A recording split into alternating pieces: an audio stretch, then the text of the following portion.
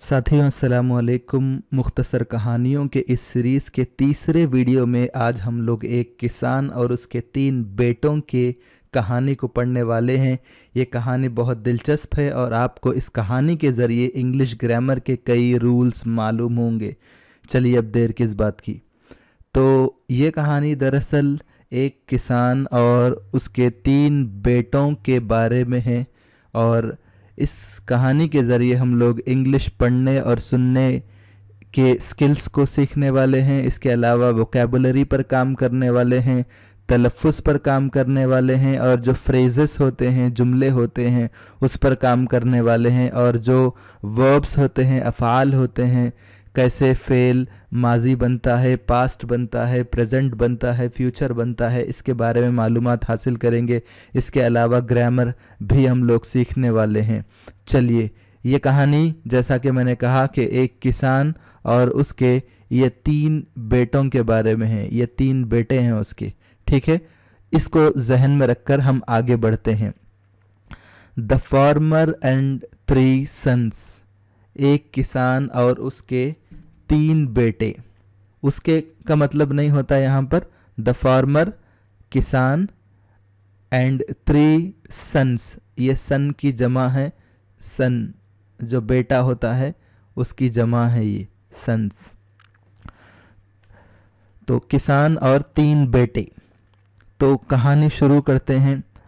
A long time ago a farmer lived with his 3 sons in a village। लंबे अरसे की बात है, इसका मतलब a long time ago यानी लंबे अरसे की बात है। इसको इसी तरह याद रखें, लॉन्ग टाइम लंबा अरसा, अगो पहले, इसका मतलब अगो का मतलब पहले। तो इसका तर्जुमा यह होता है लंबे समय की बात है। अ फार्मर एक किसान, लिव्ड, ये मैंने इससे पहले भी कहा कि लिव है उसका पास्ट है लिव्ड, रहा या जिंदगी गुजारा। विथ हिज 3 सन्स, अपने 3 बेटों के साथ, विथ का मतलब साथ, विलेज, गांव में रहता था। ये विलेज है, तो ये विलेज है। ये किसान गांव में रहता था। द सन्स वर स्ट्रॉन्ग, यह है देखिए, द सन्स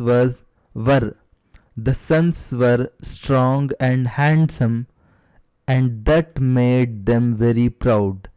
यहाँ पर यह है कि उसके जो बेटे थे, द सन्स, बेटे मजबूत थे, मजबूत जिस्म के मालिक थे, एंड हैंडसम और खूबसूरत भी थे, and that made them very proud, और दैट मतलब वही उन्हें बना दिया बहुत ज़्यादा घमंडी। प्राउड का मतलब फ़ख्र या घमंड या गुरूर, जो भी आप कह सकते हैं। प्राउड कभी अच्छे माने के लिए इस्तेमाल होता है, फ़ख्र के माने में इस्तेमाल होता है, कभी घमंड और तकब्बुर के लिए भी इस्तेमाल होता है। तो यहाँ पर चूंकि ये लोग मजबूत और ख़ूबसूरत थे, वो 3 बेटे, तो इसी वजह से वो लोग बहुत ज़्यादा तकब्बुर और घमंड वाले हो गए।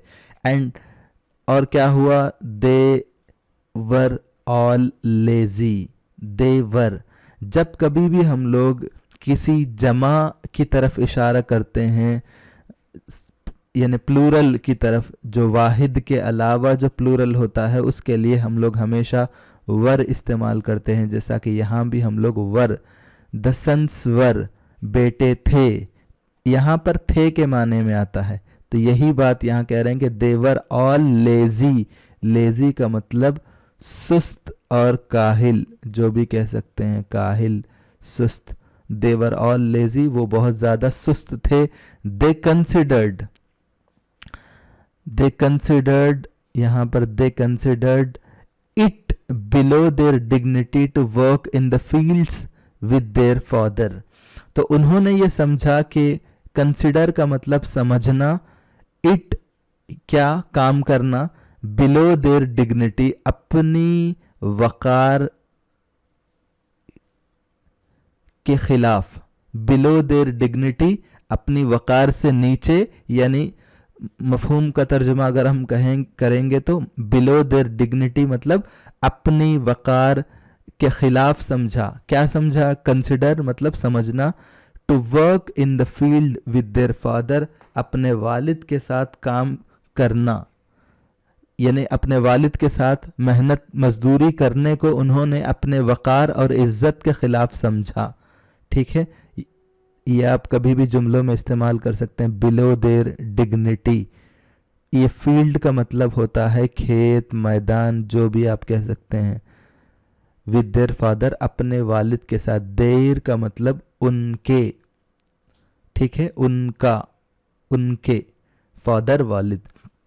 तब समझ गए होंगे औलाद बड़े काहिल थे और उन्होंने काम करना अपने लिए मुनासिब नहीं समझा। तो अब आगे बढ़ते हैं, क्या हुआ? The farmer did not know how to make them efficient. Efficient है, एफिशिएंट। डिड नॉट का मतलब माजी के माने में आता है, और जब कभी भी डिड आता है, गौर फरमाए, जब कभी भी डिड आता है तो जो फेल होता है वो हमेशा एज इट इज़ होता है, वो बदलता नहीं है माजी के साथ। The farmer did not know, किसान को ये बात मालूम नहीं हुई, how to make them efficient, उनको कैसे काबिल बनाए। एफिशिएंट का मतलब काबिल होता है, मेहनत करने वाला, कामयाब बनाना। कैसे कामयाब बनाए, ये बात समझ में नहीं आई किसान को, तो आप इसको जुमले में इस्तेमाल कर सकते हैं। आई डिड नॉट नो, मैं नहीं जाना था। आई डिड नॉट गो, मैं नहीं गया था। आई डिड नॉट गो, मैं नहीं गया था। आई डिड नॉट ईट, ये जो वर्ब का जो फॉर्म होता है वो वही होता है जो जैसा वर्ब होता है, उसको बदलेंगे नहीं आप। क्यों? अगरचे कि ये माजी के माने में आता है डिड नॉट, लेकिन डिड नॉट की ख़ास बात यह है कि फेल जो वर्ब होता है उसका जो उसकी जो कैफियत और फॉर्म होता है उसको आप नहीं बदलेंगे। ठीक है, the farmer did not know how to make them efficient, he advised them to them so many times to work hard. Advice का मतलब मशवरा देना, उसी से पास्ट बना, उसने मशवरा दिया उनको। He advised them, he told them, उसने कहा। आप भी इसको यूज कर सकते हैं। देम का मतलब उनको, मफऊल के माने में आता है। ठीक है, ही एडवाइज देम, उसने मशवरा दिया। सो मेनी टाइम्स यहाँ पर है, देखिए, so many times. He advise them so many times, कई बार। आप कह सकते हैं I went there so many times, मैंने वहाँ कई बार गया। या I told him so many times, मैंने उसको कई बार कहा। ठीक है, टू वर्क हार्ड, मेहनत करने के लिए उस बाप ने, उस किसान ने अपने बेटों को कई बार मशवरा दिया। But they always turned a deaf ear on their father's advice. बड़ा दिलचस्प जुमला है। बट, लेकिन, उन्होंने हमेशा, ये जुमले पे गौर करें, turned a deaf year. English को समझने की यही खास बात होती है और यही खूबसूरती होती है। टर्न्ड, टर्न से है ये, TURN, turn. A def, def का मतलब बहरा, ठीक है, ईयर कान, यानी टर्न्ड अ डेफ ईयर का मतलब हमेशा नज़रअंदाज करना, अनसुनी करना। इसका सही लफ्ज़ होता है अनसुनी करना। ठीक है, या नहीं मानना, इनकार करना, ये सब माने में आता है। जैसा मौका और महल होता है उस हिसाब से तर्जुमा होता है।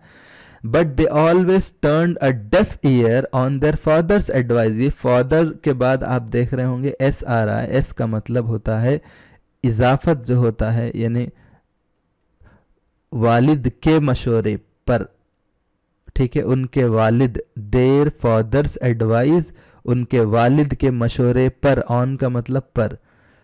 क्या किया उन्होंने? टर्न्ड अ डेफ ईयर, अनसुनी कर दिया। ठीक है, ऑलवेज, हमेशा, यानी कभी भी अपने वालिद के मशवरे पर अमल नहीं किया, उसको सीरियस नहीं लिया। One day the farmer fell ill, ये भी याद रखें, फेल इल, एक दिन किसान, फेल इल का मतलब होता है बीमार पड़ना। ठीक है, सॉरी, बीमार पड़ना। फेल फॉल से है, गिरने के माने में है, और इल का मतलब कमजोरी या बीमारी, जो भी आप कह सकते हैं, इल कमजोरी या बीमारी, ठीक है।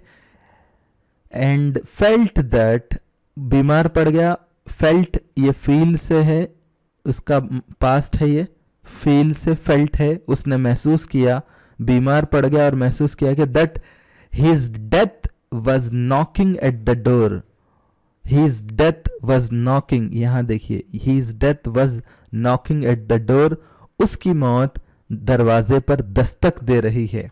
कितनी खूबसूरत, कितना खूबसूरत जुमला है। Death was knocking at the door, ये जुमला है आमतौर पे, ठीक है।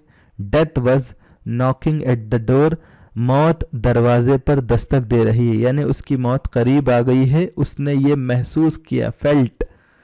He was very heart broken eight their behaviour, उनके रवैये पर, बिहेवियर का मतलब रवैया होता है, उनके रवैये पर वो हार्ट ब्रोकन हो गया, यानी उसका दिल टूट गया, हार्ट ब्रोकन, दिल उसका टूट गया उनके रवैये पर, उन बेटों के रवैये पर। चलिए, अब क्या हुआ कि even on his death bed, death bed मतलब इसका बेहतरीन तर्जुमा है बिस्तरे मर्ग, बिस्तरे मर्ग, ठीक है। मौत का जो बिस्तर होता है जिस पर इंसान की मौत आने वाली होती है, उसको कहते हैं बिस्तरे मर्ग पर भी the old farmer was thinking about his sons. देखिए कितना फिक्रमंद है कि बिस्तरे मर्ग पर भी, ये ओल्ड फार्मर का मतलब उमर रसीदा, ठीक है, उमर रसीदा किसान, ओल्ड मतलब उमर रसीदा, वॉज थिंकिंग सोच रहा था, वॉज डूइंग कर रहा था, वॉज ईटिंग खा रहा था, तो वही माजी बैद वाला जुमला है, ठीक है। अबाउट हिज सन्स, क्या सोच रहा था, अपने बेटों के बारे में। अबाउट का मतलब होता है बारे में, अबाउट बारे में। He was thinking about their sons, अपने बेटों के बारे में सोच रहा था।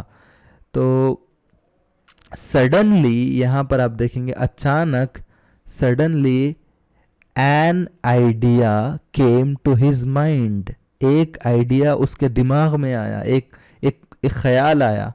ही कॉल्ड, उसके बाद क्या किया, ही कॉल्ड, ये कॉल से है, बुलाना, ये फोन करने वाला कॉल नहीं है, ये कॉल्ड है, ये बुलाने के माने में है। हम फोन भी करते हैं तो किसी को बुलाते हैं, तो कॉल से कॉल्ड है। He called all his sons, उसने अपने तीनों बेटों को बुलाया, एंड टोल्ड देम, और उनसे कहा, ये टेल से टोल्ड है, ठीक है। Told them that he had buried all his wealth in his fields.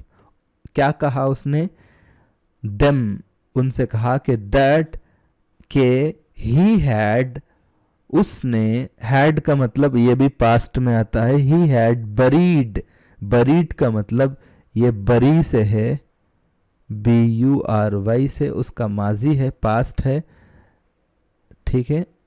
Buried, buried, दफना दिया, दफनाया, ठीक है।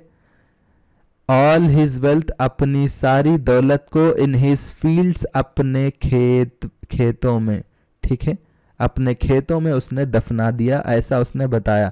But he did not tell them the exact location of the treasure and breathed his last, लेकिन he did not, अभी मैंने did not का rule बताया, जैसा डिड नॉट माजी के माने में आता है, उसका जो फेल होता है वो बदलता नहीं है, जैसा है वैसा ही रहेगा। लेकिन उसने नहीं बताया, डिड नॉट टेल देम, लेकिन उसने उन्हें नहीं बताया the exact location of the treasure. Exact location मतलब खजाने की सही जगह कहां पर है, उसके बारे में नहीं बताया। एंड ब्रेथ्ड, ये ब्रेथ्ड जो है ब्रीथ से है, BREATH, सांस लेना। ब्रेथ्ड हिज लास्ट, उसका पास्ट है ये, उसका माजी है, आखिरी सांस लिया, ब्रेथ्ड, ठीक है, ब्रेथ्ड हिज लास्ट, अपनी आखिरी सांस ली। उसके बाद क्या हुआ कि आपने समझ गए, आफ्टर हिज डेथ, उसकी मौत के बाद, the sons went to the fields, बेटे वेंट चले गए, टू द फील्ड्स खेतों की तरफ चले गए, and began digging up the earth, begin, ये बिगिन है शुरू करना, उससे बिगैन शुरू किया, ठीक है, GAN शुरू कर दिया, क्या कर दिया शुरू, डिगिंग अप खोदना, ठीक है, डिगिंग अप क्यों कर रहे हैं, खोद रहे हैं आप, ताकि खजाने को तलाश करें, डिगिंग अप द अर्थ, जमीन खोदना शुरू कर दिया, ठीक है, अर्थ का मतलब जमीन होता है, ठीक है, ये फील्ड भी है जमीन भी है, ठीक है, they dug day in and out, day in and out. अब देखिए यहां पर हम लोग डिगिंग पढ़े, ये असल में डिग है, ठीक है, डिग से डिगिंग बना, और अब उसका पास्ट हो गया डग, DUG, डग, खोदा, day in and out, day in and out का मतलब होता है दिन, दिन का पूरा का पूरा दिन उन्होंने लगा दिया खोदने में, बट फाउंड नो ट्रेजर, लेकिन वो पाए कोई खजाना नहीं, इसका मतलब यह है कि उनको कोई खजाना नहीं मिला, ठीक है, दे फाउंड नथिंग भी बोल सकते हैं, उनको कुछ नहीं मिला, बट फाउंड नो ट्रेजर, उनको कोई खजाना नहीं मिला, फाउंड नो ट्रेजर यानी कुछ खजाना नहीं मिला, ठीक है, फाउंड फाइंड से है तलाश करना, फाइंड से फाउंड है, ठीक है, मिला के मतलब है उनको, दे बट फाउंड नो ट्रेजर, उनको कुछ नहीं मिला, डिसअपॉइंटेड, क्या हो गए, मायूस हो गए, they thought that they should do something with the land, अब तो मायूस हो गए, दिन रात, दिन का पूरा हिस्सा लगा दिया खोदने में उन लोगों ने, यहां पर आप तस्वीर में देख सकते हैं कि इन लोगों ने पूरा खेत खोदना शुरू कर दिया, ये बाप है बिस्तर मर्ग है, ये उनका खेत है, ये फील्ड है ये, ठीक है, सो डिसअपॉइंटेड, मायूस हो गए, दे थॉट, ये थिंक से थॉट है ये, ठीक है, थिंक से थॉट बना, they thought that they should do something, क्या सोचा उन्होंने कि उनको कुछ करना चाहिए, दे शुड डू, शुड का मतलब चाहिए के मतलब में आता है, कोई चीज जरूरी लुजूम के माने में आता है, should do, I should do मुझे करना चाहिए, आई शुड गो मुझे जाना चाहिए, यू शुड वर्क हार्ड तुम्हें मेहनत करना चाहिए, इस तरह आप जुमलों में इस्तेमाल कर सकते हैं। उन्होंने क्या सोचा कि दे शुड डू समथिंग, उनको कुछ करना चाहिए विद द लैंड, इस जमीन से, इस खेत से, क्यों, क्योंकि उन्होंने खोद दिया, अब कुछ करना चाहिए, एंड सो दे सोड देयर फील्ड्स, उसके बाद उन्होंने क्या किया कि दे सो, ये SOW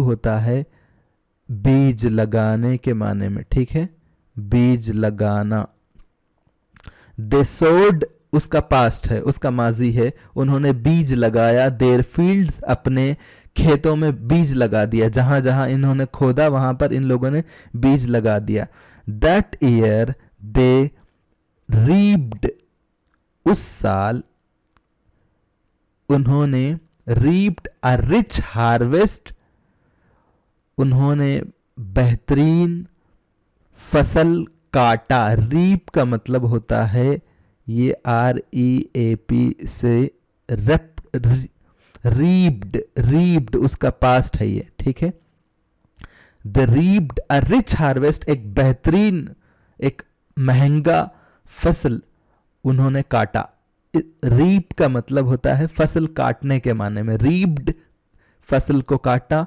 कैसा फसल, एक बेहतरीन महंगा फसल, एंड सोल्ड, ये जो सोल्ड है ये सेल से है, सेल का पास्ट है सोल्ड, बेच दिया उसको, it in a market in the market at a good price, एक बेहतरीन कीमत पर उन्होंने उस फसल को काटा और बेच दिया। They reaped a rich harvest, harvest का मतलब फसल, एंड सोल्ड इट, और उसको बेच दिया in the market at a good price, एक बेहतरीन कीमत पर बेच दिया।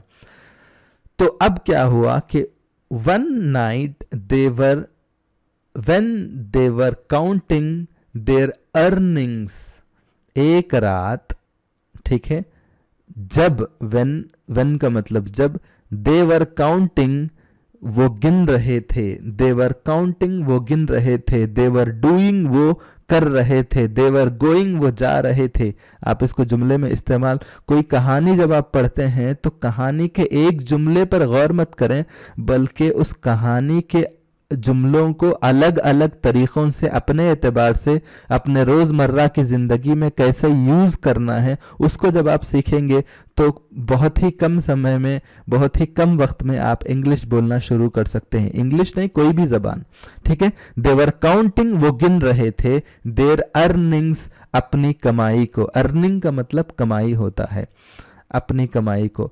वन ऑफ द सन्स, एक उन बेटों में से एक, ठीक है, one of the sons realised मतलब यकीन किया, महसूस किया, ठीक है, महसूस किया। रियलाइज्ड, महसूस का मतलब नहीं है बल्कि रियलाइज का मतलब यकीन जान लिया, दैट के it was the treasure there father had promised them, ये वही खजाना है जिसका उनके वालिद ने वादा किया था। प्रॉमिस का मतलब वादा करना, कसम खाना, ठीक है, वादा करने के माने में होता है ज्यादा, ठीक है। फादर, ट्रेजर का मतलब खजाना, इट वॉज द ट्रेजर, ये वही खजाना है, their father had promised them, जिसके बारे में उसके वालिद ने वादा किया था। He shared it with the others, उसने वही बात, ही शेयर से, शेयर का मतलब बांटना, तो अब यहाँ पर उसका मतलब होता है कि उसने अपने दूसरे भाइयों को बताया, शेयर किया, ये बात, ये आइडिया शेयर किया, ये ख्याल जो उसको आया कि ये वही ख़जाना है जिसका उसके वालिद ने वादा किया था, तो उस बात को उसने अपने दूसरे भाइयों के साथ शेयर किया। दे वेप्ट, ये वीप से है, ये आंसू बहाना, ठीक है, रोना, तो उसका माजी है wept. They wept and thanked their dead father, उन्होंने शुक्रिया अदा किया अपने मरहूम वालिद का। डेड का मतलब मुर्दा, या यहाँ पर डेड फादर मतलब अपने मरहूम वालिद का। थैंक्ड शुक्रिया अदा किया। हु थॉट, जिसने, हु टॉट है, ये टीच से टॉट है, TEACH, टीट तालीम देना, पढ़ाना, समझाना, टीच से टॉट है, जिसने उन्हें ये बात बताई। क्या? द लेसन, क्या लेसन बताया, क्या सबक सिखाया? नो पेन नो गेन, जब तक दर्द नहीं होता उस वक्त तक कोई गेन, कोई चीज़ हासिल नहीं होती। तो उनके वालिद जो मेहनत करने का जो सबक पढ़ाया, जब तक इन बेटों ने उस मेहनत का सबक हासिल नहीं किया ज़िंदगी में, और मौत के बाद जब एक दिन उन्होंने महसूस किया कि यार जब हम लोगों ने मेहनत की है, खेती बाड़ी करे हैं और बेहतरीन फसल को हमने काटा है और उसको बेहतरीन कीमत पर मार्केट में बेचा है, तो ये जो मेहनत है, नो पेन नो गेन, ये इसको हम मुहावरे के तौर पे इंग्लिश में यूज़ करते हैं कि जब तक आपको कोई किसी चीज़ का दर्द ना हो आपको कोई चीज़ हासिल नहीं होता। तो नो पेन नो गेन, इस चीज़ का सबक जो उसके वालिद ने टॉट, पढ़ाया, उस पर उन्होंने थैंक किया, अपने वालिद का शुक्रिया अदा किया। तो दोस्तों, आपका बेहद शुक्रिया, आपने इस तवील वीडियो को देखा और मुनासिब समझे तो मेरे चैनल को सब्सक्राइब करें। और हमारे एक व्हाट्सएप ग्रुप है जिस पर मैं रोज़ाना इंग्लिश ग्रामर के बारे में पोस्ट करता रहता हूं, आप चाहें तो उसमें ज्वाइन हो सकते हैं। उसका जो लिंक है व्हाट्सएप ग्रुप का मैंने डिस्क्रिप्शन में लगा दिया है। तो दोस्तों, आपको क्या लगा इस कहानी पर, आपकी क्या राय है, कैसे इसको बेहतर बना सकते हैं इस सीरीज़ को, इसके बारे में अपने कीमती राय मशवरे से नवाजें। 3 वीडियोस बन चुके हैं। आपका बहुत बहुत शुक्रिया।